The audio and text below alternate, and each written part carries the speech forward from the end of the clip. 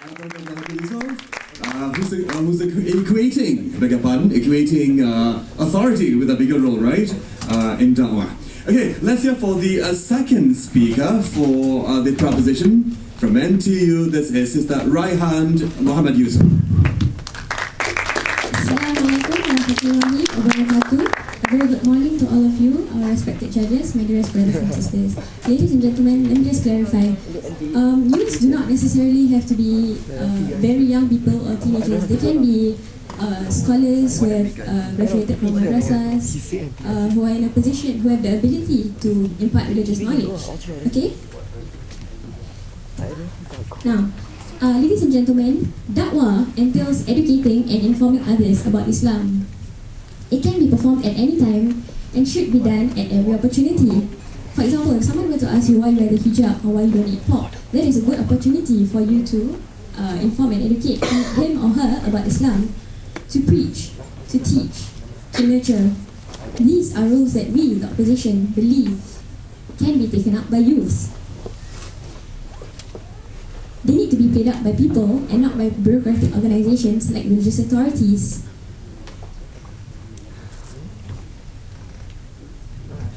In a cosmopolitan society like Singapore, youth form a large proportion of the Muslim community. Bearing in mind that we're talking about the cosmopolitan society where people are becoming increasingly less rooted to their country of birth and are travelling more, religious authorities would definitely have less clout and less influence on both Muslims and non-Muslims alike. Youth, with their strong global and cultural awareness, would thus play a bigger part in establishing relations with people on the ground, both young and old. Religious authorities, on the other hand, are bound by geographic boundaries and red tape and will take a much longer time to implement da'wah initiatives as compared to youth who would be able to act immediately. Youth, with their youthful fervour, would be able to carry out da'wah efforts on a sustained basis, either as individuals or as part of student or mosque groups. Without the need for intervention or a push from religious authorities, youth know how to use technology creatively. In fact, there is a daily reminders group on Facebook where youth come together to share religious knowledge with one another, and they can even pull their friends into the group.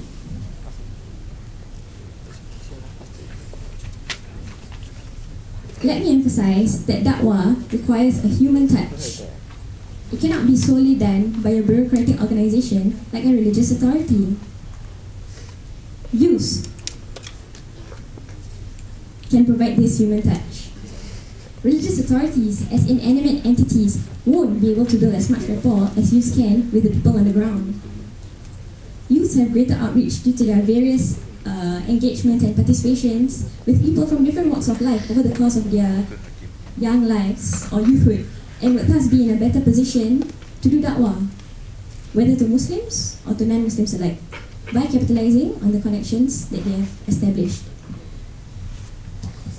Having built rapport at the grassroots level, youths can alter da'wah efforts to suit the needs and personalities of the people they are targeting, as compared to religious authorities which would employ a fixed and top-down approach that may not connect well with Muslims and non-Muslims alike. In a fast-paced cosmopolitan society, we need to act fast and respond to the changing needs of our society. The red tape that religious authorities are subject to would put them at a disadvantage, and youth would thus have an upper hand in this. Moreover, da'wah plans laid out by religious authorities would require people to execute these plans, and youths would be adept at carrying out these plans, whether at the mosque, in schools, or voluntary engagements that they are engaged in. Hence, we the proposition believe that while religious authorities may have an upper hand in da'wah efforts in terms of resources and probably the backing of the government, youths would ultimately play a bigger role in da'wah by nature of their greater outreach via their various engagements with the different communities and people on the ground, and their creative use of technology, their swiftness in acting, as well as their youthful fervour that would help sustain da'wah efforts. Thank you very much. Thank you, Raihan. Who's establishing the fervour and the quickness of youth, efficiency of youth, versus the red tapes of the authorities. let's hear it for the second speaker of the opposition from 4 PM. This is Nurdian Abdul Rahman.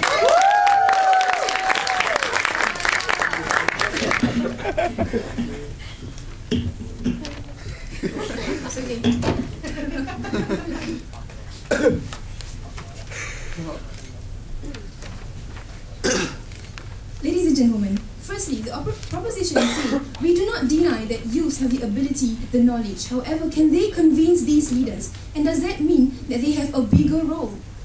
Bigger role refers to authority, power, and legitimacy. And do these youths have those?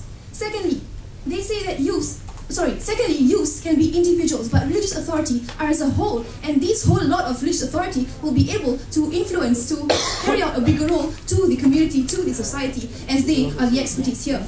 Thirdly, the proposition talks about technology. Youths are better in technology. Well, if that's the case, let me ask you: isn't the religious authority themselves too are tech savvy? They have a lot of websites and all to reach the community. So isn't that also counted as technology? Fourthly, they say that religious authority execute youths to do activities, to do da'wah. Well, if that's the case, aren't youths already part of the religious authority? Now let us move on to our motion for today. Now there are again 3 target groups that was mentioned by our first speaker. He have already tackled the first target group. Sorry, he have already. So the second target group will be the leaders of the society, the intellect elites. Now, ladies and gentlemen, it is already the nature of these leaders to question a question.